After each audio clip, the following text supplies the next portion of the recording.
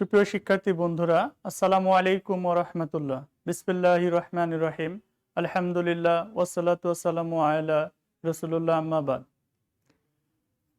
সুপ্রিয় শিক্ষার্থী, তোমাদের সাথে আমি আইসিটি বিষয়ের দ্বিতীয় অধ্যায়টি নিয়ে আলোচনা করছিলাম, অর্থাৎ কমিউনিকেশন সিস্টেম ও নেটওয়ার্কিং। এই অধ্যায়টির আমি 3 নম্বর লেকচার সম্পন্ন করেছি। আজকে আমি 4 নম্বর লেকচার নিয়ে আলোচনা করব। তো আজকের লেকচারে যে বিষয় নিয়ে আমরা আলোচনা করব, চলো আমরা একটু এক নজরে দেখে নিই। আমরা আজকে আলোচনা করব অপটিক্যাল ফাইবার কেবল। শিক্ষার্থী বন্ধুরা, তোমাদের সঙ্গে আমি গত ক্লাসে ডেটা কমিউনিকেশন মিডিয়াম বা মাধ্যম নিয়ে আলোচনা করছিলাম। আমরা ওই ক্লাসে দেখেছিলাম যে ডেটা কমিউনিকেশন মাধ্যম দুই প্রকার, একটা হলো ওয়াইড মিডিয়াম, আরেকটি হলো ওয়্যারলেস মিডিয়াম। ওয়াইড মিডিয়ামকে আমরা 3টা ভাগে বিভক্ত করেছিলাম। একটি হলো কোএক্সিয়াল কেবল, 2 নম্বরটি হলো টুইস্টেড পেয়ার কেবল, 3 নম্বর হলো অপটিক্যাল ফাইবার কেবল। আজকে আমরা অপটিক্যাল ফাইবার কেবল নিয়ে আলোচনা করব। পাশাপাশি আমরা আলোচনা করব তারবিহীন মিডিয়াম অর্থাৎ ওয়্যারলেস মিডিয়ামটি নিয়েও আজকে আলোচনা করব। পাশাপাশি ওয়্যারলেস কমিউনিকেশন সিস্টেম। আজকে আমরা এই 3টি টপিকস নিয়ে আলোচনা করব। আজকের আলোচনা হতে আমরা যা শিখব তা হলো অপটিক্যাল ফাইবার কেবলটা আসলে কি, অপটিক্যাল ফাইবার কেবল কেন ব্যবহার করা হয়, অপটিক্যাল ফাইবার এর গঠন, কি কি উপাদানের সমন্বয়ে অপটিক্যাল ফাইবারটি তৈরি করা হয়েছে, এবং অপটিক্যাল ফাইবারকে কত ভাগে বিভক্ত করা হয়েছে সেই বিষয়গুলো আমরা শিখতে পারবো। এরপরে আমরা জানতে পারবো তারবিহীন মাধ্যম কি, তারবিহীন মাধ্যমের প্রকারভেদ। এরপরে আমরা জানতে পারবো ওয়্যারলেস কমিউনিকেশন সিস্টেম কি, ওয়্যারলেস কমিউনিকেশন সিস্টেমের প্রয়োজনীয়তা, কেন আমরা ওয়্যারলেস কমিউনিকেশন সিস্টেমটা ব্যবহার করব আমাদের দৈনন্দিন জীবনে, সেই বিষয়গুলো আমরা জানতে পারবো। তো অপটিক্যাল ফাইবার কেবলটা কি? অপটিক্যাল ফাইবার কেবল, শিক্ষার্থী বন্ধুরা, আমরা গত ক্লাসে দেখেছিলাম যে টুইস্টেড পেয়ার কেবল এবং কোএক্সিয়াল কেবল ব্যবহার করে আমরা কিভাবে ডাটা একটা প্রেরক থেকে প্রাপকের কাছে অথবা ট্রান্সমিটার থেকে রিসিভারের কাছে কিভাবে ডেটা আদান প্রদান করা যায়। তো এইরকম একটা মাধ্যম, ওয়্যার মাধ্যম হলো অপটিক্যাল ফাইবার কেবল। তো অপটিক্যাল ফাইবার কেবলটা আসলে গ্লাস বা প্লাস্টিক দিয়ে তৈরি এক ধরনের কেবল। এটা অনেক পাতলা এবং নমনীয় একটা মাধ্যম, যা আসলে কি করে, ডেটাকে আলোক রশ্মি হিসেবে পরিবহন করে। আমরা গত পর্বে যে 2টি কেবল নিয়ে আলোচনা করেছিলাম, এই 2টা কেবলের বৈশিষ্ট্য ছিল এই 2টি কেবল ডেটাকে ইলেকট্রিক্যাল সিগন্যাল রূপে পরিবহন করে, বাট অপটিক্যাল ফাইবার কেবলটা ইলেকট্রিক্যাল সিগন্যালকে আলোক সিগন্যালে রূপান্তর করে এই আলোক সিগন্যালটাকে পরিবহন করে, অর্থাৎ এক স্থান থেকে অন্য স্থানে প্রবাহিত করে। এভাবে আসলে অপটিক্যাল ফাইবার কেবলটা ডেটা ট্রান্সমিট করে। তো অপটিক্যাল ফাইবার কেবল কাজ করে মূলত পূর্ণ অভ্যন্তরীণ প্রতিফলনের প্রযুক্তি কাজে লাগিয়ে, অর্থাৎ অপটিক্যাল ফাইবার কেবল দিয়ে যে ডেটা ট্রান্সমিট হয় সেই ডেটাটা পূর্ণ অভ্যন্তরীণ প্রতিফলনের প্রযুক্তি কাজে লাগিয়ে ট্রান্সমিট হয়। তো তোমাদের মাথায় একটা প্রশ্ন আসতে পারে যে পূর্ণ অভ্যন্তরীণ প্রতিফলনটা কি? তোমরা নবম দশম শ্রেণীতে পূর্ণ অভ্যন্তরীণ প্রতিফলন সম্পর্কে জেনেছো। তারপরে আমি তোমাদেরকে একটু স্মরণ করে দিচ্ছি। তোমরা বোর্ডে দিকে লক্ষ্য করো, দেখো এখানে আমি একটা তল ধরে নিয়েছি। তো এই তলটাকে আমি যদি এই পাশটাকে ঘনমাধ্যম ধরি, ঘনমাধ্যম, এবং এই পাশটাকে আমরা ধরে নিলাম হালকা মাধ্যম, হালকা মাধ্যম। তাহলে দেখো আলোকরশ্মি, আমরা যদি একটা আলোকরশ্মি আপতিত করি,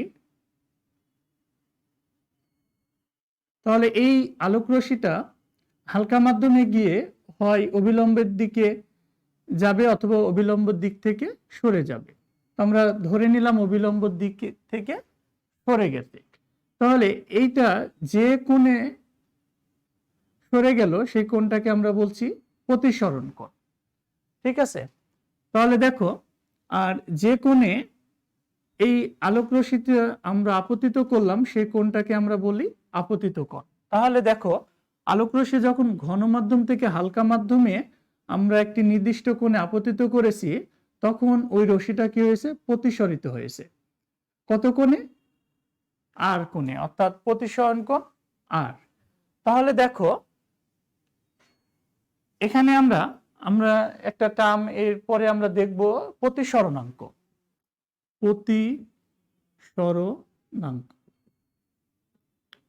প্রতিসরণাঙ্ক।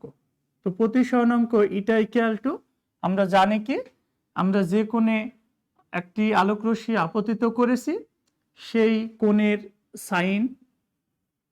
সাইনের মান এবং যে কোণে রশ্মিটা কি হয়েছে? প্রতিসরিত হয়েছে সেই কোণের সাইনের মানের অনুপাত। অর্থাৎ আমরা জানি হলো যে আলোক রশ্মি যে কোণে আপতিত হয় এবং যে কোণে প্রতিসরিত হয় এদের সাইনের অনুপাত সর্বদা ধ্রুব সংখ্যা হয়, আর এই ধ্রুব সংখ্যাটাকে বলা হয় প্রতিসরণাঙ্ক। এখন দেখো, আমরা এই যে কোণে আপতিত করে কি হয়েছে? প্রতিসরিত হয়েছে, এই আপতন কোণের মানে সে যদি আমরা বৃদ্ধি করতে থাকি, বৃদ্ধি করে মনে করো আমরা এই অ্যাঙ্গেলে যদি আমরা একটি আলোক রশ্মি আপতিত করি, তাহলে সেই রশ্মিটা মনে করো আমরা এই আপতিত তলের তল ঘেঁষে চলে গেছে। তাহলে এই যে কোণের জন্য আপতিত রশ্মি আপতন তল ঘেঁষে চলে যায় সেই কোণটাকে বলা হয় ক্রান্তি কোণ। সেই কোণটাকে বলা হয় কি? ক্রান্তি কোণ। এখন দেখো, এই ক্রান্তি কোণ হচ্ছে যদি বড় মানের কোণে কোনো আলোক রশ্মি আপতিত করা হয়, তাহলে সেই রশ্মিটা কি হয়? ওই মাধ্যমেই ফিরে আসে।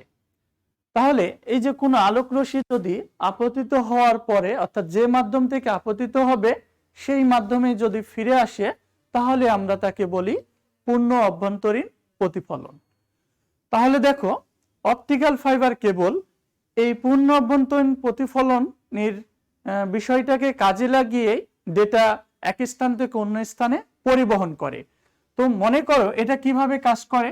তো আমরা ধরে নিই এইটা একটা অপটিক্যাল ফাইবার কেবল। তাহলে এই কেবলে মনে করো একটা নির্দিষ্ট কোণে যদি একটি আলোক রশ্মি আপতিত হয়, তাহলে এই রশ্মিটা কি হবে? এইভাবে প্রতিফলিত হতে থাকবে, পূর্ণ অভ্যন্তরীণ প্রতিফলন হয়ে এক স্থান থেকে অন্য স্থানে, অর্থাৎ অপটিক্যাল ফাইবার কেবলের মধ্যে দিয়ে প্রতিফলিত বা প্রবাহিত হবে। এভাবে পূর্ণ অভ্যন্তরীণ প্রতিফলনের বিষয়টাকে কাজে লাগিয়েই আসলে অপটিক্যাল ফাইবার কেবল ডেটা পরিবহন করে। তো আমরা আস্তে আস্তে ডিটেলস দেখব। তাহলে পূর্ণ অভ্যন্তরীণ প্রতিফলনের প্রযুক্তি কাজে লাগিয়েই অপটিক্যাল ফাইবার কেবল এক স্থান থেকে অন্য স্থানে ডেটা পরিবহন করে।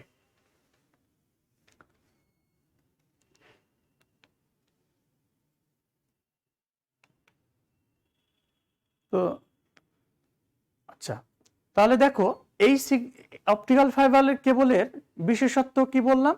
যে এইটা হলো ইলেকট্রিক্যাল সিগন্যালের পরিবর্তে আলোক সিগন্যাল ট্রান্সমিট করে। অপটিক্যাল ফাইবারের মধ্যে দিয়ে অনেক বেশি সিগন্যাল পাঠানো সম্ভব। কিভাবে? শিক্ষার্থী বন্ধুরা, আমরা জানি, তোমরা একটা রাস্তার কথা চিন্তা করো। দেখো, একটা রাস্তা তোমরা চলাচল করো, একটা রাস্তা যদি সিঙ্গেল লেন্থের হয়, তাহলে দেখো গাড়ি শুধু একদিকে যেতে পারবে। আবার রাস্তাটা যদি মনে করো যে ব্যান্ডউইথ বেশি হয়, লেন্থ যদি বেশি হয়, তাহলে দুইটা ওয়েতে গাড়ি যেতে পারবে। আবার এই রাস্তার চওড়া যদি আরো বেশি হয়, তাহলে আরো বেশি গাড়ি চলাচল করতে পারবে। তার মানে যে রাস্তার চওড়া বেশি সেই রাস্তা দিয়ে তত বেশি গাড়ি চলাচল করতে পারছে। ঠিক কেবলের বিষয়টা হলো তাই, যে কেবলের ব্যান্ডউইথ যত বেশি সেই কেবলের মধ্যে দিয়ে তত বেশি ডেটা ট্রান্সমিট হতে পারবে। তো আমরা অপটিক্যাল ফাইবারের কেবলের মধ্যে দিয়ে, যেহেতু এর ব্যান্ডউইথটা বেশি, কাজেই এর মধ্যে দিয়ে অনেক বেশি ডেটা ট্রান্সমিট করা সম্ভব এবং একই অনেক দ্রুত ডেটা ট্রান্সমিট করা সম্ভব।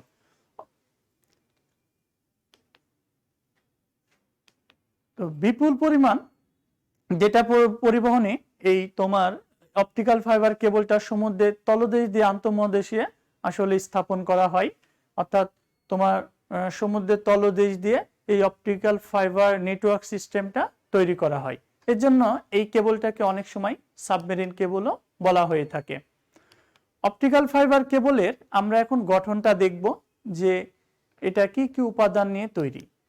অপটিক্যাল ফাইবার কেবল মূলত তিনটা অংশের সমন্বয়ে তৈরি। এক নম্বর হলো কোর, 2 নম্বর হলো ক্লাডিং এবং 3 নম্বর হলো জ্যাকেট। এই তিনটা উপাদানের সমন্বয়ে তৈরি। তো দেখো কোরটা কি? অ্যাকচুয়ালি কোরটা হলো যে অপটিক্যাল ফাইবারের সবচেয়ে ভিতরের অংশ এবং এটা অনেক স্বচ্ছ কাঁচের তন্তু দ্বারা তৈরি। এই কোরটাই মূলত আসলে ডেটা পরিবহনের কাজটি করে থাকে। তো দেখো আমরা যদি চিত্রের দিকে একটু লক্ষ্য করি, এইটা মনে করে একটি কোর, এটা হলো স্বচ্ছ কাচের তৈরি এবং কোরকে ঘিরে একটা আবরণ থাকে, এটাকে আমরা বলছি কোর। এইটাকে আমরা বলতেছি যে ক্লাডিং, এটাকে আমরা বলছি ক্লাডিং এবং এই অংশটিকে আমরা বলছি কি, অর্থাৎ এই ক্লাডিংকে ঘিরে যে আবরণটা থাকে সেটাকে আমরা বলছি হলো জ্যাকেট, আমরা বলতেছি জ্যাকেট। তাহলে দেখো আমি বললাম কি যে কোরের কি হয়, কোর এর মধ্যে দিয়ে আলোক সিগন্যালটা আসলে ট্রান্সমিট হয়। আচ্ছা, তো এই যে কোর দেখছি আমরা, এই কোর প্রতিসরণাঙ্ক ক্লাডিং এর চেয়ে বেশি হয়। তো কেন বেশি হয় আমরা একটু পরে জানবো। যেহেতু আমরা বললাম যে অপটিক্যাল ফাইবার কেবল পুনরাবর্তন প্রতিফলন প্রযুক্তি কাজে লাগিয়ে ডেটা ট্রান্সমিট করে, তো এই কোরের প্রতিসরণাঙ্ক ক্লাডিং এর প্রতিসরণাঙ্কের চেয়ে বেশি হওয়ার কারণে ক্লাডিংটা যখন আলোকরশ্মি ক্লাডিং এর স্তরে আসে তখন ক্লাডিং থেকে প্রতিসরিত হয়ে তোমার হলো আলোকরশ্মিটা কোরের মধ্যে দিয়ে সামনের দিকে অগ্রসর হতে থাকে। এই কারণে কোরের প্রতিসরণাঙ্ক ক্লাডিং এর প্রতিসরণাঙ্কের চেয়ে কি হয়, বেশি হয়।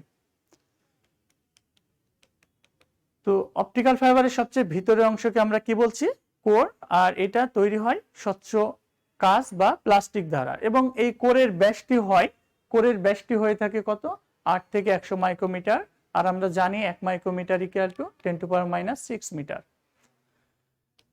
তো এই কোরটা মূলত কাজ করে থাকে আলোক সিগন্যাল ট্রান্সমিট করার কাজে।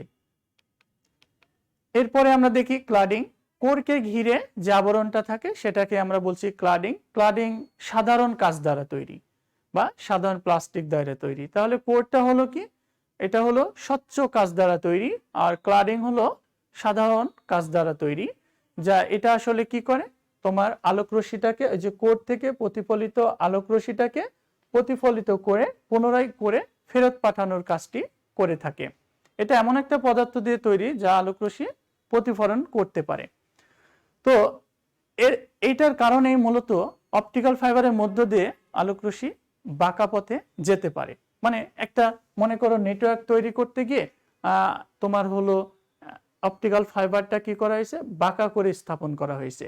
সেক্ষেত্রে এই বাঁকা পথে চলার ক্ষেত্রে বা ডেটাটা ট্রান্সমিট করার ক্ষেত্রে ক্লাডিং গুরুত্বপূর্ণ ভূমিকা পালন করে থাকে। ক্লাডিং এর ব্যাস 125 মাইক্রোমিটার পর্যন্ত হয়ে থাকে এবং আমরা বললাম হলো কি যে ক্লাডিং এর প্রতিসরণাঙ্ক কোরের প্রতিসরণাঙ্কের চেয়ে কম হয়। এরপরে দেখো জ্যাকেট। তাহলে জ্যাকেটটা কি?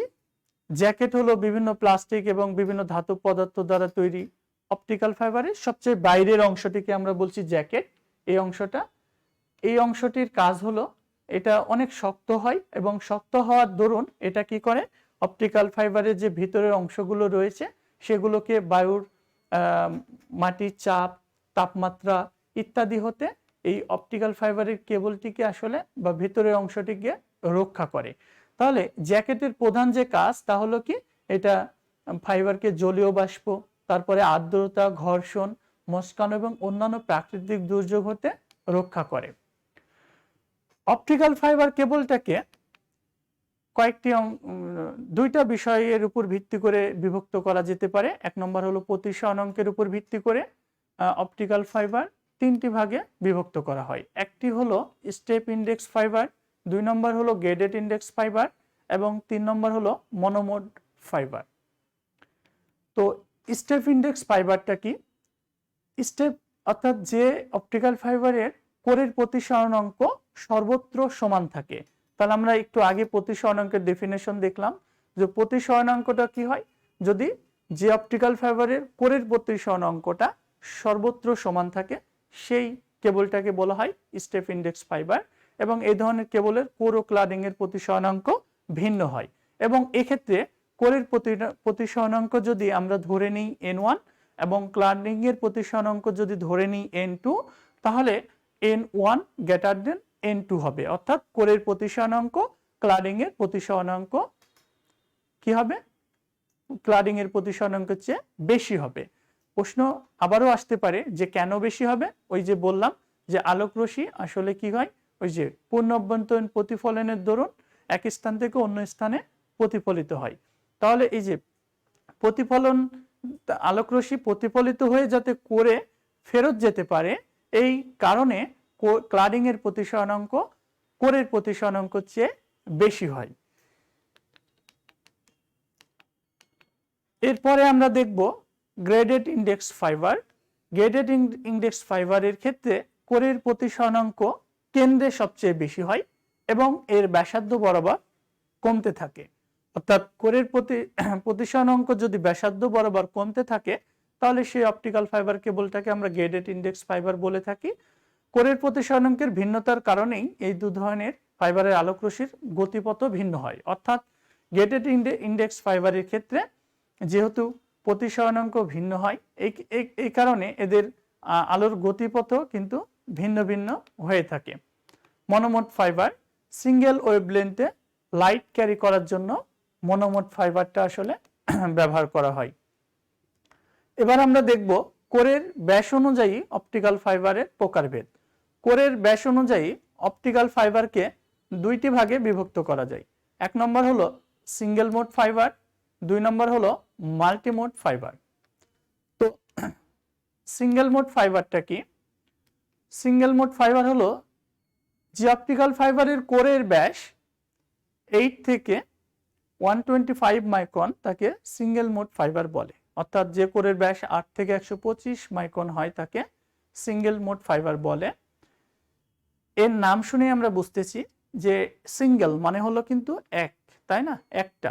তো এই কেবলের মধ্যে দিয়ে শুধুমাত্র একটি ট্রান্সমিশন ঘটতে পারবে, এই কারণে এই কেবলটাকে আসলে বলা হয় সিঙ্গেল মোড ফাইবার। দীর্ঘ দূরত্বে ডেটা পাঠানোর ক্ষেত্রে আমাদের সিঙ্গেল মোড ফাইবারটা অনেক বেশি ব্যবহার করা হয়, কারণ যেহেতু এটার ক্ষেত্রে একটা ট্রান্সমিশন বা এক ধরনের ডেটা পাঠানো যায়, কাজেই এটা অনেক দূরত্বে যখন ডেটা পাঠানো হয় তখন ডেটা ট্রান্সমিশন লস অনেক কম হয় এবং অনেক দ্রুত ডেটা পাঠানো সম্ভব হয়। এক্ষেত্রে আমরা সিঙ্গেল মোড ফাইবারটা ব্যবহার করে থাকি। এরপরে হলো মাল্টিমোড ফাইবার। দেখো মাল্টিপল মানে অনেক গুণ, তাই না? তাহলে যে অপটিক্যাল ফাইবারের কোরের ব্যাস 62.5 থেকে 125 মাইক্রন তাকে মাল্টিমোড ফাইবার বলে। তাহলে মাল্টিমোড ফাইবারের ক্ষেত্রে একই সাথে একাধিক ট্রান্সমিশন ঘটতে পারে। তাহলে আমরা দেখলাম সিঙ্গেল মোড ফাইবারের ক্ষেত্রে একটি ট্রান্সমিশন ঘটে এবং মাল্টিমোড ফাইবারের ক্ষেত্রে একাধিক ট্রান্সমিশন ঘটে। তাহলে আমরা এই মাল্টিমোড ফাইবারটাকে যখন দীর্ঘ দূরত্বে আমরা ডেটা পাঠাই তখন মাল্টিমোড ফাইবারের ক্ষেত্রে ডেটার গুণগত মানটা হ্রাস পায়। এই কারণে আমরা এটাকে স্বল্প দূরত্বে ডেটা পাঠানোর ক্ষেত্রে মাল্টিমোড ফাইবারটা ব্যবহার করে থাকি। কিন্তু আমরা যদি দীর্ঘ দূরত্বে ডেটা পাঠানোর ক্ষেত্রে আমরা সিঙ্গেল মোড ব্যবহার করে থাকি তাহলে গুণগত মান কিন্তু ঠিক হয়ে থাকে। তাহলে দীর্ঘ দূরত্বের ক্ষেত্রে আমরা সিঙ্গেল মোড অপটিক্যাল ফাইবারটা ব্যবহার করে থাকি এবং স্বল্প দূরত্বে ডেটা পাঠানোর ক্ষেত্রে আমরা মাল্টিমোড অপটিক্যাল ফাইবার কেবলটা ব্যবহার করে থাকি। এবার আমরা দেখব যে অপটিক্যাল ফাইবার কেবলের কমিউনিকেশন ব্যবস্থা কিভাবে অপটিক্যাল ফাইবারের কেবলের মধ্য দিয়ে প্রেরক থেকে প্রাপকের কাছে ডেটা ট্রান্সমিট হয় বা আদান প্রদান হয়ে থাকে। এই অপটিক্যাল ফাইবার কেবলের মধ্যে দিয়ে ডেটা কমিউনিকেশন করতে হলে আমাদের তিনটি উপাদানের, প্রধানত তিনটি অংশের বা উপাদানের প্রয়োজন হয়। এক নম্বরে হলো আলোক উৎস, 2 নম্বরে হলো প্রেরক মাধ্যম এবং 3 নম্বরে হলো গ্রাহক যন্ত্র। শিক্ষার্থী বন্ধুরা, দেখো আলোক উৎসটা কি? দেখো তো আলোক উৎস বা প্রেরক আমরা বলতে পারি, অর্থাৎ দেখো আলোক উৎস মানে যে স্থান থেকে আসলে ডেটা সংগ্রহ করা হয়। নর্মালি আমরা যখন একটা কমিউনিকেশনের কথা চিন্তা করি, সাপোজ আমরা যদি মোবাইল কমিউনিকেশনের কথা চিন্তা করি, তাহলে আমরা জানি যে আমরা ডেটা পাঠাই কি ইলেকট্রিক্যাল সিগন্যাল পাঠাই। অর্থাৎ আমরা যখন বা আমরা একটা মেসেজ ট্রান্সমিটের কথা বলতে পারি।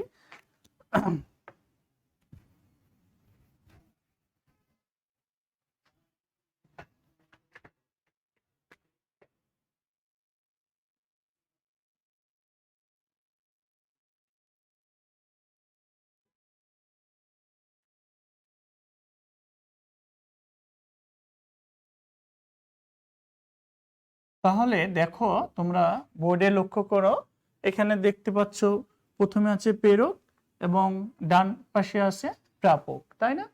তাহলে এই যে প্রেরকে মনে করো আমি প্রেরক থেকে প্রাপকের কাছে, অর্থাৎ এ মনে করো প্রেরকে আমি ধরে নিলাম এ একজন ব্যক্তি এবং প্রাপককে আমি ধরে নিলাম বি একজন ব্যক্তি। এখন এ একটি টেক্সট বি এর কাছে পাঠাবে, একটা মেসেজ দিল, মনে করো হ্যালো, হ্যালো মেসেজটি পাঠাবে।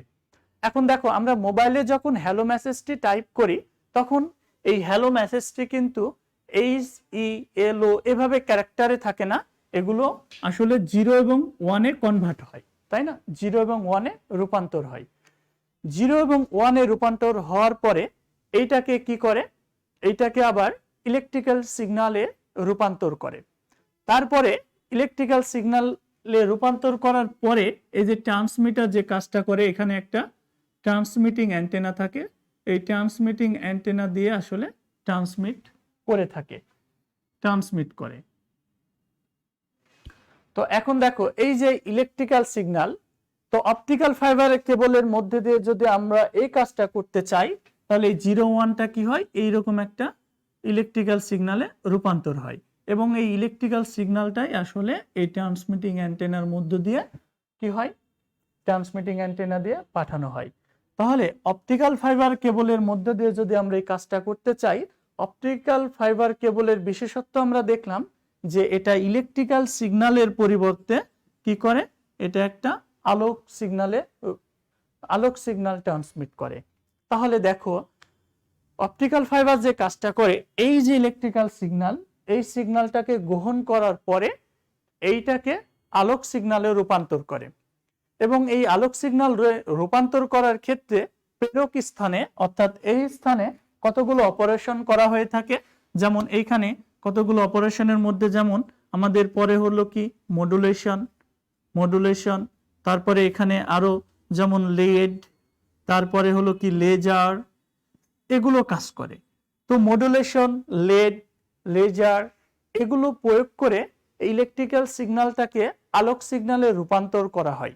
তারপরে কি হয়, তোমার এই যে অপটিক্যাল ফাইবার কেবলের মধ্যে দিয়ে প্রাপক স্থানে বা গ্রাহক স্থানে ডেটাটা পাঠানো হয়। তোমরা চিত্রের দিকে লক্ষ্য করো, তাহলে স্লাইডে চিত্র দেখো, প্রথমে একটা দেখা যাচ্ছে যে বৈদ্যুতিক সিগন্যাল, অর্থাৎ এটাকে আমরা একটা ইলেকট্রিক্যাল সিগন্যাল বলতেছি। এই সিগন্যালটাকে দেখো, এই যে এইখানে চিত্রে আলোক সিগন্যালে রূপান্তর করা হয়েছে। তোমরা যে একটু দেখো গাঢ় অংশ দেখছো চিত্রের, হ্যাঁ এইখানে তোমরা আলোক সিগন্যালে রূপান্তর করা হয়। তারপরে এই সিগন্যালটাকে ট্রান্সমিটিং অ্যান্টেনার মধ্যে দিয়ে একটা দেখো নলের মতো যে অংশ দেখছো, সেটা অপটিক্যাল ফাইবার কেবল, এবং অপটিক্যাল ফাইবার কেবলের কোরের মধ্যে দিয়ে গ্রাহক স্থানে পাঠানো হয়। তো দেখো ওই যে আমি বললাম যে কোরের বৈশিষ্ট্য হলো কি, যে এইটা কি করে তোমার হলো পূর্ণ অভ্যন্তরীণ প্রতিফলন নিয়ম অনুযায়ী এ প্রেরক থেকে প্রাপকের দিকে অগ্রসর হতে থাকে। তাহলে দেখো গ্রাহক যন্ত্রে যখন এভাবে ডেটাটা ট্রান্সমিট হয় তখন গ্রাহক এই আলোক সিগন্যালটাকে গ্রহণ করে। এই গ্রাহক যন্ত্রে আবার দুইটি অংশ থাকে, একটা হলো ফটো ডিটেক্টর এবং অপরটি হলো প্রসেসিং ইউনিট। তো ফটো ডিটেক্টর কি করে, ফটো ডিটেক্টর এই আলোক সিগন্যালটাকে গ্রহণ করার পরে আলোক সিগন্যাল থেকে আবার এই ইলেকট্রিক্যাল সিগন্যালটাকে ডিটেক্ট করে। ডিটেক্ট করার পরে এখানে যে প্রসেসিং ইউনিট থাকে সেই প্রসেসিং ইউনিটে বিভিন্ন ধরনের অপারেশন হয়, যেমন ডিমোডুলেশন হয়, অ্যাম্পলিফায়ার হয়, ফিল্টার হয়। তারপরে কি করা হয়, তোমার ওই অরিজিনাল সিগন্যালটাকে একদম ডেস্টিনেশনে ফাইনাল বা রিসিভারের কাছে পাঠানো হয়। তখন রিসিভার এই হ্যালো মেসেজটিকে গ্রহণ করে থাকে। তাহলে দেখো এইভাবে আসলে ডেটাটা কি হয়, ইলেকট্রিক্যাল সিগন্যাল থেকে আলোক সিগন্যালে রূপান্তর হয়। আলোক সিগন্যালটা অপটিক্যাল ফাইবারের কোরের মধ্যে দিয়ে পূর্ণ অভ্যন্তরীণ প্রতিফলনটাকে কাজে লাগিয়ে গ্রাহক যন্ত্রে যায়। গ্রাহক যন্ত্রে ফটো ডিটেক্টরের মাধ্যমে আলোক সিগন্যালটাকে আবার ইলেকট্রিক্যাল সিগন্যালে রূপান্তর করে। প্রসেসিং ইউনিটে ওই সিগন্যালটাকে ডিমোডুলেশন করে, করার পরে অ্যাম্পলিফাই করে এবং ফিল্টারেশন করে, করার পরে ফাইনালি তোমার হলো রিসিভারের কাছে ওই হ্যালো মেসেজটা ট্রান্সমিট করে। তখন ওই মেসেজটা রিসিভার দেখতে বা পড়তে বা শুনতে পায়। তাহলে সুপ্রিয় শিক্ষার্থী, এইভাবে অপটিক্যাল ফাইবার কেবলের মধ্যে দিয়ে ডেটা এক স্থান থেকে অন্য স্থানে আদান বা প্রদান করা হয়ে থাকে। তো অপটিক্যাল ফাইবার কেবলের কিছু সুবিধা আছে, যেমন অপটিক্যাল ফাইবার কেবল উচ্চ ব্যান্ডউইথ সম্পন্ন। আমি শুরুতেই যে কথা বললাম, যেহেতু এর মধ্যে দিয়ে অনেক বা বিপুল পরিমাণ ডেটা ট্রান্সমিট করা যায়, কাজেই এর ব্যান্ডউইথটা অনেক বেশি হয় এবং বিদ্যুৎ চুম্বক প্রভাব হতে এটা মুক্ত। তো আমরা দেখলাম যে এখানে আসলে ইলেকট্রোম্যাগনেটিক ইন্টারফারেন্স নেই, কারণ হলো যে এখানে সিগন্যালগুলো অর্থাৎ ইলেকট্রিক্যাল সিগন্যালটাকে যেহেতু আমরা আলোক সিগন্যালে রূপান্তর করে ট্রান্সমিট করছি, কাজে এখানে কোনো ইলেকট্রোম্যাগনেটিক ইন্টারফারেন্স হয় না। এরপরে পরিবেশের তাপ, চাপ ইত্যাদি দ্বারা প্রভাবিত হয় না। ডেটা সংরক্ষণে নিরাপত্তা এবং গোপনীয়তা বেশি। অপটিক্যাল ফাইবার কেবলের কিছু অসুবিধা আছে, যেমন এই অপটিক্যাল ফাইবার কেবল ব্যবহার করে কোনো নেটওয়ার্ক সিস্টেম তৈরি করা বেশ কঠিন এবং এটা তৈরি করার জন্য আমাদের দক্ষ কারিগর বা শ্রমিকের প্রয়োজন হয়। এবং অপটিক্যাল ফাইবার কেবলটাকে ইচ্ছে মতো বাঁকানো যায় না, অর্থাৎ ইউ আকৃতিতে বাঁকানো যায় না। যদি ইউ আকৃতিতে বাঁকানো হয় তাহলে ডেটা ট্রান্সমিশনে বিঘ্ন ঘটে। অন্যান্য কেবলের চেয়ে দাম অনেক বেশি হয়। শিক্ষার্থী বন্ধুরা, এখন আমরা দেখব এই যে বিভিন্ন কেবলের মধ্যে পার্থক্য। অর্থাৎ আমরা গত পর্বে দেখেছিলাম coaxial cable, twisted pair cable, optical fibre cable. অনেকগুলো পার্থক্য রয়েছে, আমি কয়েকটি তোমাদের সঙ্গে আলোচনা করব। যেমন স্পিডের ক্ষেত্রে, ডেটা স্পিডের ক্ষেত্রে coaxial cable 1 megabit per second হারে ডেটা ট্রান্সমিট করে। Twisted pair cable 1 megabit per second থেকে 1 গিগাবিট পার সেকেন্ড পর্যন্ত ডেটা ট্রান্সমিট করে থাকে এবং অপটিক্যাল ফাইবার কেবল হলো 10 মেগাবিট পার সেকেন্ড থেকে 10 গিগাবিট পার সেকেন্ড পর্যন্ত ডেটা ট্রান্সমিট করে থাকে। তাহলে এখান থেকে দেখো যে অপটিক্যাল ফাইবার কেবলের ডেটা ট্রান্সমিশনের হার বা স্পিড কিন্তু অন্যান্য কেবলের তুলনায় অনেক বেশি। এছাড়া তুলনামূলক কোএক্সিয়াল কেবলটা দামি, টুইস্টেড পেয়ার কেবল দামে সস্তা। তো টুইস্টেড পেয়ার কেবলের তুলনায় কোএক্সিয়াল কেবল তুলনামূলক দামটা বেশি। অপটিক্যাল ফাইবার কেবল অনেক বেশি দামি, উচ্চ দামি, অর্থাৎ কোএক্সিয়াল কেবলের তুলনায়ও অনেক বেশি দাম হলো অপটিক্যাল ফাইবার কেবলের। কোএক্সিয়াল কেবল কোনো রিপিটার ব্যবহার ছাড়া 200 থেকে 500 মিটার দূরত্বে ডেটা ট্রান্সমিট করতে পারে। টুইস্টেড পেয়ার কেবল 100 মিটার দূর থেকে ডেটা ট্রান্সমিট করতে পারে। আর অপটিক্যাল ফাইবার কেবল 1 থেকে 100 কিলোমিটার দূরত্বে ডেটা ট্রান্সমিট করতে পারে। কোএক্সিয়াল কেবল তুলনামূলক ডেটা ট্রান্সমিশন লস, অর্থাৎ যে ইলেকট্রোম্যাগনেটিক ইন্টারফারেন্সের কথা আমরা বললাম, সেই ইলেকট্রোম্যাগনেটিক ইন্টারফারেন্স কোএক্সিয়াল কেবলের ক্ষেত্রে তুলনামূলক কম, টুইস্টেড পেয়ার কেবলের ক্ষেত্রে আরো কম এবং অপটিক্যাল ফাইবারের কেবলের ক্ষেত্রে প্রায় নেই বললেই চলে, অর্থাৎ খুবই কম, খুবই সীমিত হলো অপটিক্যাল ফাইবারের কেবলের ক্ষেত্রে। এখন আমরা দেখব হলো তারবিহীন মাধ্যম। তাহলে দেখো আমরা আলোচনা করছিলাম data communication medium. Data communication মিডিয়ামকে আমরা দুইটি ভাগে বিভক্ত করেছিলাম, এক নম্বর হলো তার মাধ্যম, দুই নম্বর হলো তারবিহীন মাধ্যম। তারবিহীন মাধ্যম আমরা আলোচনা করলাম, এখন আমরা তারবিহীন মাধ্যম আলোচনা করব।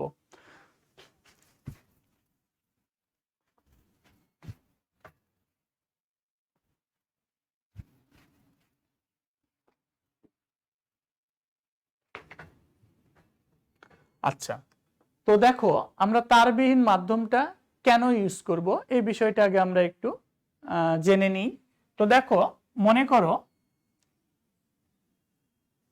এটা একটা মোবাইল, এইটা একটা মোবাইল। তো মনে করো এইটা মনে করো রাজশাহী, এটা মনে করো ঢাকা। তো এখন রাজশাহী এবং ঢাকার মধ্যে যদি এই দুইজন কথোপকথন করতে চাই বা মনে করো যে কোনো মেসেজ আদান প্রদান করতে চাই, তাহলে এটাকে আমরা কেবল ব্যবহার করে কেবলের মাধ্যমে একটা কানেকশন দিয়ে আমরা খুব সহজেই ডেটা ট্রান্সমিট কিন্তু করতে পারি। এখন হয়তো আমরা এটা দেখি না, বাট আজ থেকে প্রায় 50 বা 60 বছর আগে এই কেবলের মাধ্যমেই আসলে দুইটি টেলিফোনকে কানেক্ট করে ডেটা আদান প্রদান করা হতো, অর্থাৎ কথোপকথন করা হতো। তো দেখো এই 200 মিটার বা এটা যদি 200 কিলোমিটার বা 500 কিলোমিটার এইরকম রেঞ্জে আসলে এটা সম্ভব কেবলটা ট্রান্সমিট করা। তারপরে অনেক অসুবিধা হয়ে যেত যদি মনে করো যে মাঝখানে কোনো অবস্ট্যাকল থাকতো, মনে করো যে পাহাড় এরকম বিষয়টা।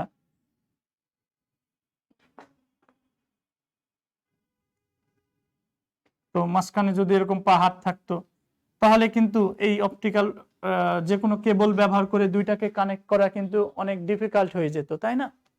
আবার আরো একটা বিষয় চিন্তা করো, যদি মাঝখানে কোনো এরকম মনে করো যে সাগর থাকতো, হ্যাঁ, মনে করো যে এরকম মহাসাগর থাকতো, তাহলেও কিন্তু ডেটা কমিউনিকেশন করা কি হয়ে যেত, দুইটা ডিভাইসকে কেবল দ্বারা কানেক্টেড করা ডিফিকাল্ট হয়ে যেত। তো এই অসুবিধাটা দূর করার জন্য যুগে যুগে আইটিশিয়ানরা চিন্তা করেছে কিভাবে তার ব্যবহার না করে দুইটা ডিভাইসকে কানেক্টেড করা যায়। তাহলে এই যে দেখো তার ব্যবহার না করে কি করা হয়, তার ব্যবহার না করে দুইটা বা দুই বা ততোধিক ডিভাইসের মধ্যে ডেটা আদান প্রদান করা হয় যে মাধ্যমটি ব্যবহার করে, সেই মাধ্যমটিকে বলা হয় তারবিহীন মাধ্যম। অর্থাৎ তার ব্যবহার না করে যে মাধ্যমে ডেটা আদান প্রদান করা হয় সেই মাধ্যমটাকে বলা হয় তারবিহীন মাধ্যম। তো দেখো আমরা ছিলাম এখানে, তো মনে করো যে এখন এই রাজশাহী থেকে মনে করো কানাডায় ডেটা ট্রান্সমিট করবে, কানাডা অন্য একটা দেশ। তো এই দেশ তো মনে করো যে প্রায় মনে করো যে 10,000 কিলোমিটার দূরে অবস্থিত। তো এখান রাজশাহী থেকে কানাডায় এই 10,000 কিলোমিটার যদি তোমার হলো দুটি ডিভাইসের মধ্যে সংযোগ স্থাপন করতে চাই কেবলের মাধ্যমে, তাহলে এই বিষয়টা কিন্তু অনেক বেশি ডিফিকাল্ট, কারণ এর মাঝে অনেক বড় বড় সাগর থাকতে পারে, মহাসাগর থাকতে পারে, যেমন বঙ্গোপমহাসাগর, তারপরে মনে করো আটলান্টিক মহাসাগর, এগুলো থাকতে পারে। তো এগুলোর মধ্যে দিয়ে আসলে কেবল দিয়ে এই দুটি ডিভাইসের মধ্যে যোগাযোগ ব্যবস্থা স্থাপন করা অনেক বেশি ডিফিকাল্ট। তাহলে এই অসুবিধাটা দূর করার জন্যই আসলে আবিষ্কার করা হয়েছে তারবিহীন মাধ্যম। তারবিহীন মাধ্যমের বিশেষত্ব হলো কেমন জানো, যেমন দেখো মনে করো আমরা এইরকম একটা অ্যান্টেনা দেখেছি, আমরা এই অ্যান্টেনাগুলো মনে করো আমরা যেমন তোমরা উঁচু বিল্ডিং এর উপরে এরকম টাওয়ার দেখো, এই টাওয়ারের সাথে কি থাকে, এরকম অ্যান্টেনা লাগানো থাকে, তোমরা এরকম দেখেছো। তো এই অ্যান্টেনাগুলো কাজ হলো এইরকম ভাবে সিগন্যালগুলো ট্রান্সমিট করা, এই সিগন্যালগুলো ট্রান্সমিট করে। তো এই সিগন্যালগুলো যখন ট্রান্সমিট করে তো এগুলো আসলে কি হয়, এই যে তোমার তারবিহীন মাধ্যমের ক্ষেত্রে আসলে প্রধানত মাধ্যম হিসেবে কাজ করে মূলত এআরটা কাজ করে, এআর কাজ করে, তাই না? এআর কাজ করে। তো এইগুলো আসলে এই যে সিগন্যালগুলো এই অ্যান্টেনা থেকে ট্রান্সমিট হচ্ছে, সেই সিগন্যালগুলো আসলে বায়ুমণ্ডলের যে স্তর রয়েছে, বিভিন্ন স্তর, যেমন স্ট্র্যাটোস স্তর, তারপর যে ট্রোপোস্ফিয়ার, তারপরে হলো আয়োনোস্ফিয়ার। তো তোমার এগুলো কি হয়, আয়োনোস্ফিয়ারে গিয়ে প্রতিফলিত হয়ে তারপরে তোমার হলো ভূকেন্দ্রে চলে আসে, ভূকেন্দ্রে চলে আসে। এখন দেখো তাহলে এই যে রেঞ্জটা, মনে করো এই অ্যান্টেনাটা একটা সিগন্যাল ট্রান্সমিট করছে, এটা মনে করো এই রেঞ্জের মধ্যে আছে। তাহলে এই রেঞ্জের মধ্যে তোমার যে কোনো স্থান থেকে তোমার হলো কোনো ব্যক্তি বা কোনো ডিভাইস থেকে আসলে ওই ডেটাটা তোমার হলো গ্রহণ করা বা রিসিভ করা সম্ভব। তো এই পদ্ধতিটা কাজে লাগেই বিভিন্ন ধরনের অনুষ্ঠান সম্প্রচার করা হয়ে থাকে। দেখো তোমরা টেলিভিশনের কথা চিন্তা করো, তো টেলিভিশন এর বিভিন্ন অনুষ্ঠান সম্প্রচারের ক্ষেত্রে কি হয়, একটা নির্দিষ্ট কেন্দ্র থেকে কি করা হয়, ওদের সম্প্রচারিত অনুষ্ঠানগুলো তারা কি করে, ব্রডকাস্ট করে, প্রচার করে দেয়, এবং ওই রেঞ্জের আওতায় যতগুলো গ্রাহক রয়েছে সবাই ওই ডেটাটা যে কোনো স্থান থেকে গ্রহণ করতে পারে। তাহলে এই যে তার ব্যবহার না করে দুই বা ততোধিক ডিভাইসের মধ্যে ডেটা আদান প্রদান করাটাকে আমরা বলছি কি, তারবিহীন মাধ্যম। অর্থাৎ যে মাধ্যমে তার ব্যবহার না করে ডেটা আদান প্রদান করা হয় তাকেই বলা হয় তারবিহীন মাধ্যম। তো আমরা এবার একটু স্লাইডের দিকে লক্ষ্য করো। তারবিহীন মাধ্যম, আচ্ছা, তারবিহীন মাধ্যমকে আমরা কয়েকটি ভাগে বিভক্ত করতে পারি। তারবিহীন মাধ্যম প্রধানত তিন প্রকার। এক নম্বর হলো রেডিও ওয়েভ, দুই নম্বর হলো মাইক্রোওয়েভ, তিন নম্বর হলো ইনফ্রারেড। তাহলে ফার্স্ট আমরা রেডিও ওয়েভ কি এটা নিয়ে আলোচনা করব। তো রেডিও ওয়েভ হলো 10 কিলোহার্টজ থেকে 1 গিগাহার্টজের মধ্যে সীমিত ইলেকট্রোম্যাগনেটিক স্পেকট্রামকে বলা হয় রেডিও ওয়েভ। অর্থাৎ যে সিগন্যালের রেঞ্জটা 10 কিলোহার্টজ থেকে 1 গিগাহার্টজের মধ্যে সীমিত তাকে রেডিও ওয়েভ বলে। তো রেডিও ওয়েভ সহজে তৈরি করা যায়, যা অনেক দূর পর্যন্ত বিস্তৃত হতে পারে এবং বিল্ডিংকে ভেদ করতে পারে। শিক্ষার্থী বন্ধুরা, এই রেডিও ওয়েভ যদি আবিষ্কার করা না হতো তাহলে আমরা কি প্রবলেম ফেস করতাম? দেখো আমরা অনেক সময় আমরা রুমের মধ্যে থাকি, তাই না? তো এখন রুমের মধ্যে থেকে যদি আমরা কারোর সঙ্গে কমিউনিকেশন করতে চাইতাম এবং এই রেডিও ওয়েভ যদি না থাকতো তাহলে, বা ওয়্যারলেস মিডিয়াম যদি না থাকতো, তাহলে কি করতে হতো? আমাদের ঘর বাড়িগুলো দেখা যাচ্ছে যে ফুটা করে কেবলের মাধ্যমে কানেকশনটা দিয়ে আমাদের কমিউনিকেশন করতে হতো। এই কাজটা কিন্তু অনেক ডিফিকাল্ট। তো এই অসুবিধাটা দূর করেছে কিন্তু রেডিও ওয়েভ। কারণ রেডিও ওয়েভ দেখো তোমার ঘরের যে প্রাচীরগুলো রয়েছে সেগুলো ভেদ করেও এই সিগন্যালটা যেতে পারে, যার ফলে আমরা ঘরের মধ্যে থেকেও যে কোনো ব্যক্তির সঙ্গে, যে কোনো পৃথিবীর যে কোনো প্রান্তের মানুষের সঙ্গে আমরা কমিউনিকেশন করতে বা যোগাযোগ স্থাপন করতে সক্ষম হচ্ছি। তো যোগাযোগের ক্ষেত্রে রেডিও ওয়েভ কি করে, ঘরে বাইরে যে কোনো ক্ষেত্রে রেডিও ওয়েভটা ব্যবহার করা যেতে পারে। রেডিও ওয়েভের বিশেষত্ব হলো এটা চারদিকে, যেমন আমি এখানে চিত্রে দেখালাম বোর্ডে, চারিদিকে কি হয়, ছড়িয়ে পড়ে। চারিদিকে ছড়িয়ে পড়ার কারণে এটা অনেক দূর পর্যন্ত ট্রান্সমিট হতে পারে এবং যে কোনো স্থান থেকে এটা রিসিভ করা যেতে পারে। যে কোনো স্থান থেকে বলতে আমি যে একটু আগে দেখালাম বোর্ডে, এটা হলো কি তোমার হলো যে কাভারেজ এরিয়ার মধ্যে, ঠিক আছে? তোমার এই যে একটা সিগন্যাল দেখো, এই যে অ্যান্টেনা থেকে এটা কি করছে, ছড়িয়ে পড়তেছে চারদিকে, এবং যে কোনো স্থান থেকে, অর্থাৎ এই কাভারেজ এরিয়ার মধ্যে থেকে যে কোনো কাভারেজ এরিয়ার যে কোনো স্থান থেকে ওই ডেটাটা সংগ্রহ করা বা গ্রহণ করা যায়। তো স্লাইডে আমরা ফিরে যাই।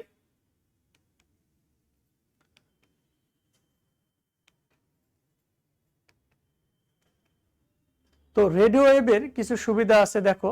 তো রেডিও ওয়েভ বিল্ডিং, পাহাড় পর্বত বা যানবাহন সহ যে কোনো বাধা অতিক্রম করতে সক্ষম। রেডিও ওয়েভ বায়ুমণ্ডলের আয়োনোস্ফিয়ার পর্যন্ত বিস্তৃত হতে পারে এবং পৃথিবীর যে কোনো প্রান্তের সাথে যোগাযোগ করা যায়। রেডিও ওয়েভ সহজেই বায়ুমণ্ডল দ্বারা শোষিত হয় না, বিধায় এর মাধ্যমে ইন্টারফারেন্স কম হয়। প্রতিকূল পরিবেশ বা বৈরী আবহাওয়ায় রেডিও যোগাযোগ ব্যবস্থা কার্যকর থাকে। এগুলো আমরা রেডিও ওয়েভ থেকে সুবিধাগুলো আমরা পেয়ে থাকি। এবং রেডিও ওয়েভের কিছু অসুবিধাও রয়েছে, যেমন অসুবিধার ক্ষেত্রে ফ্রিকোয়েন্সি কম হয়, যার ফলে ডেটা ট্রান্সমিট করতে অনেক সময় এটা ব্যাহত হয় বা পারে না।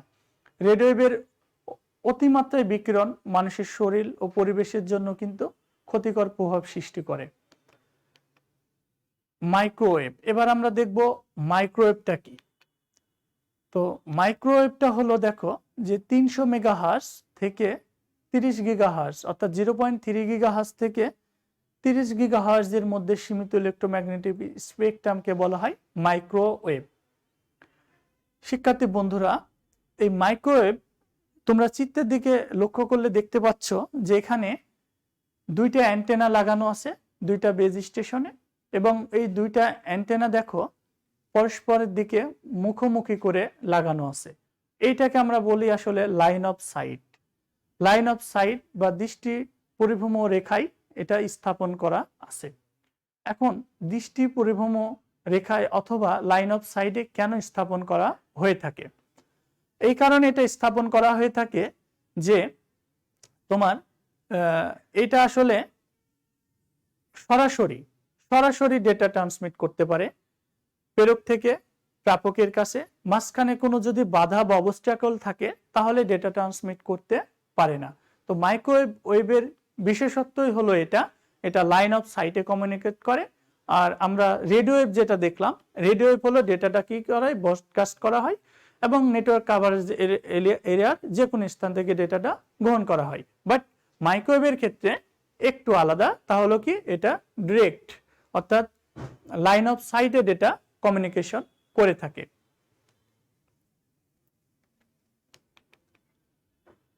আচ্ছা, মাইক্রোওয়েভ সিস্টেম মূলত দুটো ট্রান্সসিভার নিয়ে গঠিত। তো আমরা চলো ট্রান্সসিভার বিষয়টা একটু আমরা বুঝি।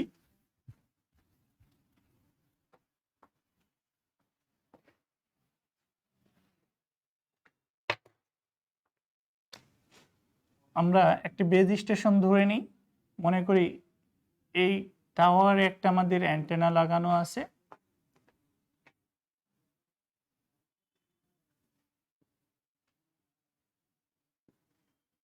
তো দেখো আমাদের এই দুইটা অ্যান্টেনা বা এটা মনে করো ট্রান্সমিটার, এটা হলো মনে করো রিসিভার, এরা দুইজন যদি ডেটা আদান প্রদান করে এবং মাইক্রোওয়েভ প্রযুক্তি ব্যবহার করে, তাহলে এই দুইটা লাইন অফ সাইটে ডেটা কমিউনিকেশন করবে। লাইন অফ সাইটে তাহলে যে বিষয়টা ঘটে, দেখো এই মনে করো এ যখন ডেটা ট্রান্সমিট করে তখন এটাকে আমরা বলি ট্রান্সমিটার, এবং এ বেজ স্টেশনে আসলে ট্রান্সমিটিং, এটা এই যে এখানে যে অ্যান্টেনাটা দেখছি এটাকে আমরা বলছি ট্রান্সমিটিং অ্যান্টেনা। তাহলে ট্রান্সমিটারটা ট্রান্সমিটিং অ্যান্টেনা ব্যবহার করে ডেটা ট্রান্সমিট করে থাকে। রিসিভার কি করে, রিসিভারটা যে কাজটা করে রিসিভিং অ্যান্টেনা ব্যবহার করে ডেটাটা গ্রহণ করে। এখন দেখো আবার মনে করো এই প্রান্ত থেকে এটাকে আমরা ধরে নিলাম বি, এটাকে ধরে নিলাম এ। এখন এ প্রান্ত যখন ডেটা পাঠাচ্ছে তখন আমরা বলতেছি ট্রান্সমিটার, বি যখন ডেটা গ্রহণ করছে তখন আমরা বলছি রিসিভার। এখন মনে করো বি এর কাছে ডেটা পাঠাবে, তখন এটা কাজ করবে ট্রান্সমিটার হিসেবে, এবং এ যখন ডেটা গ্রহণ করবে তখন এটা কাজ করবে রিসিভার হিসেবে। তার মানে দেখো ট্রান্সমিটার ডেটা পাঠায়, রিসিভার ডেটা গ্রহণ করে। আর ট্রান্সিভার যখন বলছি তখন ওটা একই সাথে ডেটা ট্রান্সমিটও করতে পারে আবার রিসিভও করতে পারে। তাহলে দেখো আমাদের এই মাইক্রোওয়েভ কমিউনিকেশন সিস্টেমটা এস্টাবলিশ করার জন্য আমাদের প্রেরক স্থানে আমাদের একটা ট্রান্সিভার দরকার। এই দুইটাকে আমরা একসাথে বলছি কি ট্রান্সিভার, ঠিক আছে, একটা ট্রান্সিভার প্রয়োজন, এবং প্রেরক স্থানে বা প্রাপক স্থানে আমাদের আরেকটি ট্রান্সিভার দরকার। তাহলে আমরা এই দুইটি ট্রান্সিভারের সমন্বয়ে কি করতে পারি, একটা মাইক্রোওয়েভ কমিউনিকেশন সিস্টেম ব্যবস্থা গড়ে তুলতে পারি। আচ্ছা, তো আচ্ছা তাহলে দেখো, তাহলে আমাদের যে কাজটি হয় মাইক্রোওয়েভ সিস্টেম মূলত কি হয়, দুটো ট্রান্সিভার নিয়ে গঠিত হয়। এর একটি ডেটা কি করে আমরা দেখলাম, ডেটা ট্রান্সমিট করে এবং অপরটি ডেটা রিসিভ করে। দুটি ট্রান্সমিটারের মাঝে মাইক্রোওয়েভ অ্যান্টেনা থাকে, আমরা চিত্রে দেখলাম, যাতে সিগন্যাল বেশি দূরত্ব অতিক্রম করে এবং প্রতিমধ্যে কোনো বস্তু থাকলে প্রতিবন্ধকতা সৃষ্টি করতে না পারে। মাইক্রোওয়েভ রেডিওওয়েভের মতো চারিদিকে ছড়িয়ে পড়ে না, সোজাসুজি যায়, আমরা একটু আগেই দেখলাম, এবং এটা বাঁকা পথে চলতে পারে না, অর্থাৎ এটা লাইন অফ সাইটে ডেটা কমিউনিকেশন করে। আচ্ছা, তো মাইক্রোওয়েভ যোগাযোগের প্রকারভেদ। তো মাইক্রোওয়েভ যোগাযোগ প্রধানত দুই ধরনের হয়ে থাকে, একটা হলো টেরেস্ট্রিয়াল মাইক্রোওয়েভ আর একটি হলো স্যাটেলাইট মাইক্রোওয়েভ। তো টেরেস্ট্রিয়াল মাইক্রোওয়েভটা কি আমরা একটু জানি, যে প্রযুক্তিতে ট্রান্সমিটার এবং রিসিভার ভূপৃষ্ঠেই বসানো থাকে, তাকে বলা হয় টেরেস্ট্রিয়াল মাইক্রোওয়েভ। শিক্ষার্থী বন্ধুরা, আমরা এই ধরনের টেরেস্ট্রিয়াল মাইক্রোওয়েভ ব্যবহার করে আমরা বর্তমান সময়ে কমিউনিকেশন করে থাকি। যেমন আমরা যে মোবাইল নেটওয়ার্কগুলো ব্যবহার করে থাকি, সেই মোবাইল নেটওয়ার্কগুলো আসলে টেরেস্ট্রিয়াল মাইক্রোওয়েভ ব্যবহার করে বসানো আছে। তোমরা একটু বিষয়টা লক্ষ্য করো, এই যে মাইক্রোওয়েভ কমিউনিকেশন ব্যবস্থায় যে অ্যান্টেনাগুলো ব্যবহার করা হয়, এই আমি বললাম যে এই অ্যান্টেনাগুলোর মাঝে যদি কোনো প্রতিবন্ধকতা থাকে তাহলে ডেটা কমিউনিকেট করতে পারে না, অর্থাৎ বাধা থাকলে পারে না। বাট রেডিওওয়েভ বাধা থাকলে সেটা ভেদ করে যেতে পারে, বাট মাইক্রোওয়েভের ক্ষেত্রে বাধা থাকলে সেটা ট্রান্সমিট করতে পারে, মানে ভেদ করে যেতে পারে না মাইক্রোওয়েভের ক্ষেত্রে। তাহলে দেখো টেরেস্ট্রিয়ালের ক্ষেত্রে এই যেমন আমরা যে মোবাইল নেটওয়ার্কের কথা বললাম, তাহলে এই যে এই মোবাইল নেটওয়ার্কের ক্ষেত্রে যে অ্যান্টেনাগুলো রয়েছে সেগুলো দেখবা বিল্ডিং এর উপরে, অনেক উপরে বসানো থাকে, যাতে কি হয়, মনে করো যে মাঝখানে কোনো বাধা না থাকে। এই কারণে তোমার এই ট্রান্সমিটিং অ্যান্টেনাগুলো তোমার হলো বিল্ডিং এর অনেক উপরে বসানো থাকে, যার ফলে ডেটা কমিউনিকেশনের ক্ষেত্রে কোনো বাধা তৈরি হয় না। তো এবার আমরা দেখো যে চিত্রের দিকে আমরা একটু লক্ষ্য করি, টেরেস্ট্রিয়াল মাইক্রোওয়েভ। তো তোমরা মোবাইল কমিউনিকেশনের ক্ষেত্রে দেখো যে ট্রান্সমিটিং স্টেশন এবং যে বেজ স্টেশনগুলো থাকে, সেই বেজ স্টেশনগুলো দেখবা যে ভূপৃষ্ঠেই বসানো থাকে। সাপোজ মনে করো তোমরা যদি মোবাইল কমিউনিকেশনের কথা চিন্তা করো, তাহলে এটা, আচ্ছা এই চিত্রটাকে লক্ষ্য করি। তো দেখো এটাকে মনে করো আমরা রাজশাহী, আর এটা মনে করো যে ঢাকা সাপোজ। তাহলে দেখো এই যে দুইটা বেজ স্টেশন এই ভূপৃষ্ঠেই বসানো আছে। এটা যদি আমরা ট্রান্সমিটার ধরি, এটা যদি রিসিভার ধরি, তাহলে দুটোই কি রয়েছে, পৃথিবীতে অবস্থান করছে। তো এই প্রযুক্তিটাকে আমরা বলছি টেরেস্ট্রিয়াল মাইক্রোওয়েভ। তাহলে এখন তোমাদের মধ্যে একটা প্রশ্ন আসতে পারে যে টেরেস্ট্রিয়াল মাইক্রোওয়েভের ক্ষেত্রে স্যার, যদি ঢাকা এবং রাজশাহীর মাঝে যদি কোনো পাহাড় থেকে থাকে, তাহলে তো আমরা কমিউনিকেশন করতে পারবো না, এক্স্যাক্টলি আমরা কমিউনিকেশন করতে পারবো না। কিন্তু যদি সিস্টেমটা এরূপে তৈরি করা হয়, দেখো মনে করো মাঝখানে এরকম একটা পাহাড় আছে, তাহলে এই পাহাড় থাকলে দেখো এই যে দুইটা অ্যান্টেনা, এটা লাইন অফ সাইটে নাই, তার মানে কমিউনিকেশন হবে না। কিন্তু আমি মাইক্রোওয়েভ ব্যবস্থায়, মাইক্রোওয়েভ প্রযুক্তিতে আমি কমিউনিকেশন করতে চাচ্ছি, তাহলে এই অসুবিধাটা ওভারকাম করার জন্য আমাকে যে কাজটি করতে হবে, আমাকে এইখানে পাহাড়ের পৃষ্ঠে আমাকে একটা বেজ স্টেশন তৈরি করতে হবে। এখানে আমাদের অ্যান্টেনা থাকবে, এখানে আমাদের অ্যান্টেনা থাকবে। তাতে আমাদের কি হবে, দেখো এখান থেকে সিগন্যালটা এই বেজ স্টেশনে যাবে, এই বেজ স্টেশন থেকে সিগন্যালটা এই বেজ স্টেশনে আসবে। এভাবে কিন্তু আমাদের কমিউনিকেশন করা যায়। তাহলে যে দেখো এই যে বেজ স্টেশনগুলো সবগুলোই কিন্তু আসলে ভূপৃষ্ঠে রয়েছে, এর জন্য এই প্রযুক্তিটাকে আমরা বলছি কি টেরেস্ট্রিয়াল মাইক্রোওয়েভ। তাহলে টেরেস্ট্রিয়াল মাইক্রোওয়েভে ট্রান্সমিটার এবং রিসিভার উভয়ই ভূপৃষ্ঠে থাকে। তো টেরেস্ট্রিয়াল মাইক্রোওয়েভ ওই যে বললাম লাইন অফ সাইটে ডেটা ট্রান্সমিশন করে থাকে। তো এই ধরনের মাইক্রোওয়েভ কোনো বাধা থাকলে এটা আসলে অতিক্রম করতে পারে না। এরপরে দেখো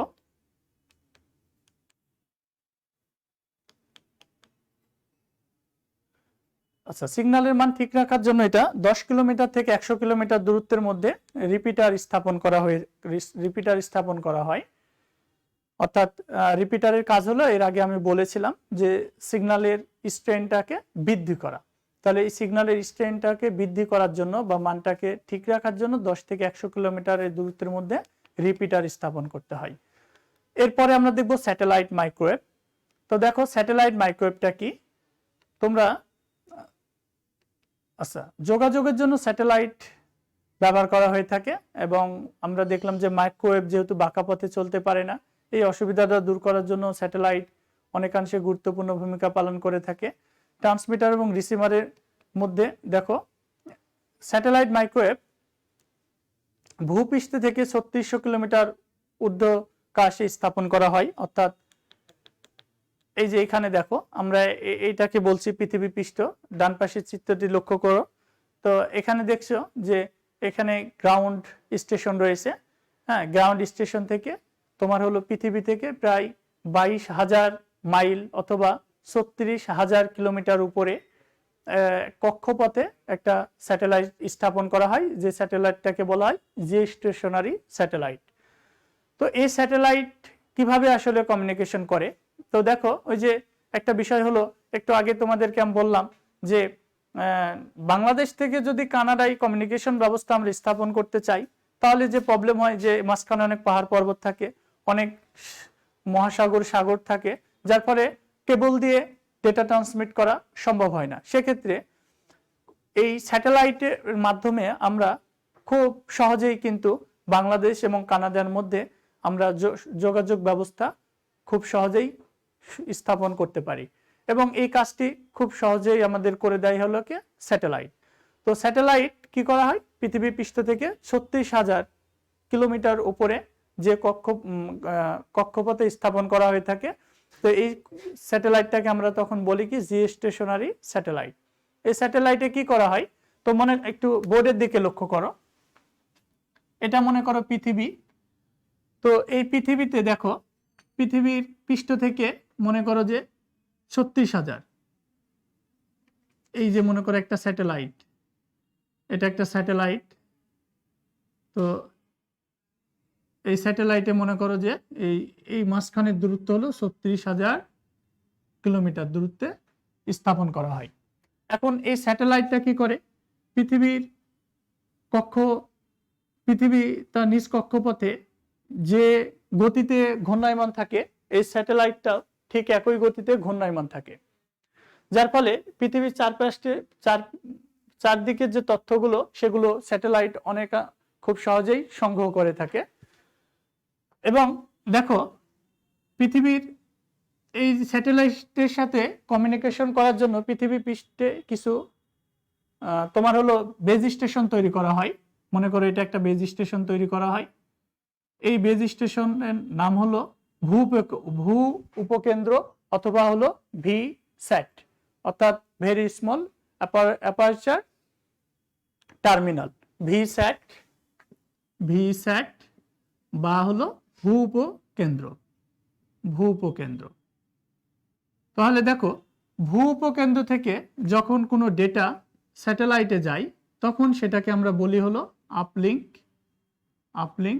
আবার দেখো পৃথিবীর পৃষ্ঠে যখন স্যাটেলাইট থেকে ডেটাটা আসে তখন সেটাকে আমরা বলি হলো ডাউন লিঙ্ক। তাহলে দেখো পৃথিবীর চারপাশে এইভাবে এই কৃত্রিম উপগ্রহ বা স্যাটেলাইটটা ঘূর্ণায়মান থেকে ডেটা সংগ্রহ করে থাকে এবং এই স্যাটেলাইট ব্যবহার করে আমরা বিভিন্ন ধরনের ডেটা কমিউনিকেশন, যেমন আবহাওয়া পর্যবেক্ষণ, তারপরে প্রতিরক্ষা কাজ, তারপরে বিভিন্ন ধরনের ব্রডকাস্টিং এ যেমন টেলিভিশন, রেডিও, বিভিন্ন ধরনের অনুষ্ঠান সম্প্রচারের ক্ষেত্রে আমরা এই স্যাটেলাইট মাইক্রোওয়েভটা ব্যবহার করে থাকি। তাহলে স্যাটেলাইট মাইক্রোওয়েভ এবং টেরেস্ট্রিয়াল মাইক্রোওয়েভের মধ্যে একটা বিশেষ পার্থক্য রয়েছে। পার্থক্য হলো দেখো টেরেস্ট্রিয়াল মাইক্রোওয়েভে আমরা দেখলাম যে ট্রান্সমিটার এবং রিসিভার ভূপৃষ্ঠে বসানো থাকে, বাট স্যাটেলাইট মাইক্রোওয়েভের ক্ষেত্রে দেখলাম যে ট্রান্সমিটার ভূপৃষ্ঠে থাকে এবং রিসিভার থাকে মহাকাশে। তো স্যাটেলাইটে আসলে এখানে যে একটা ডিভাইস থাকে সেটা হলো ট্রান্সপন্ডার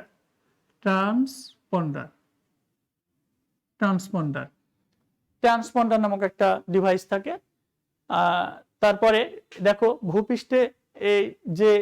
ভূপৃষ্ঠ থেকে যে ডেটাটা ট্রান্সমিট করা হয় সেটা ট্রান্সপন্ডার রিসিভ করার পর ওইটা আবার কি করে, ডেটাটাকে ভূপৃষ্ঠে পাঠায়, ভূকেন্দ্রে পাঠায়।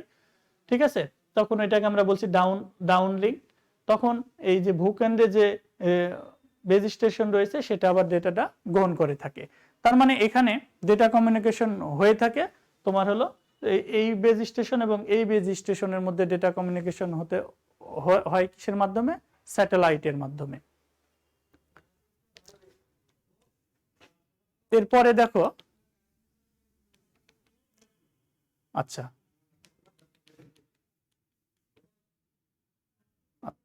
তাহলে দেখো যেভাবে আসলে কার্যক্রমগুলো সম্পন্ন হয়, ভূকেন্দ্র হতে আমি যেটা বললাম বা ভি সাইটগুলো থেকে মাইক্রোওয়েভ ক্যারিয়ার ফ্রিকোয়েন্সি ব্যবহার করে সরাসরি স্যাটেলাইটে তথ্য পাঠায়।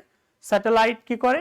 সেই ডেটাগুলো ট্রান্সপন্ডার দ্বারা ওই মাইক্রোওয়েভ সিগন্যালটাকে আরো বেশি অ্যাম্পলিফাই করে তারপরে ওটিকে রিলে করে পাঠানো হয় ভূকেন্দ্রে। তারপরে ভূকেন্দ্রে তোমার হলো কি করে? বিবর্ধিত সিগন্যালগুলোকে গ্রহণ করে আবার যথাস্থানে, অর্থাৎ আমরা যে সকল জায়গায় সিগন্যালগুলো পাঠাতে চাচ্ছি সেই সকল জায়গাগুলোতে প্রেরণ করা হয়। এভাবে আসলে স্যাটেলাইট ডেটা কমিউনিকেশন করে থাকে। তো স্যাটেলাইট ফ্রিকোয়েন্সি আসলে দুটো ব্যান্ডে কাজ করে, যেটা আমরা বললাম, এক নম্বর হলো আপলিঙ্ক আর দুই নম্বর হলো ডাউনলিঙ্ক। স্যাটেলাইট কমিউনিকেশন সিস্টেমের কিছু সুবিধা আছে। বিপুল পরিমাণ ডেটা আদান প্রদান করা যায়।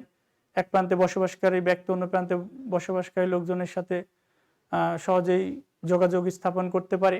কোনো প্রাকৃতিক দুর্যোগের সময় সমস্ত যোগাযোগ ব্যবস্থা অচল হয়ে গেলে আমরা স্যাটেলাইট ব্যবহার করে যোগাযোগ ব্যবস্থাকে সচল রাখতে পারি। এছাড়া বিভিন্ন ডেটা যেমন voice calling, video calling, radio, তারপরে হচ্ছে টেলিভিশন চ্যানেল, ইন্টারনেট, ফ্যাক্স ইত্যাদি আমরা সেবাগুলো পেয়ে থাকি। এর কিছু অসুবিধাও রয়েছে। ট্রান্সমিশন ব্যয় অনেক বেশি, সিগন্যাল ডিলে হয়, ভ্রমণরত অবস্থায় খারাপ। আচ্ছা, এরপরে আমরা দেখো জাস্ট তোমরা ইনফ্রারেড একটু দেখবে, কোনো সমস্যা হলে আমি নেক্সট দিন অবশ্যই এটা আবার পড়াবো। তো ইনফ্রারেড হলো 300 গিগাহার্জ থেকে 400 টেরাহার্জের সীমিত ইলেকট্রোম্যাগনেটিক স্পেকট্রামকে বলা ইনফ্রারেড। এটা আবিষ্কার করেছেন উইলিয়াম হার্শেল। ইনফ্রারেড এর মূল থিমটা হলো এটা খুব স্বল্প দূরত্বে ডেটা ট্রান্সমিটের ক্ষেত্রে ব্যবহার করা হয়।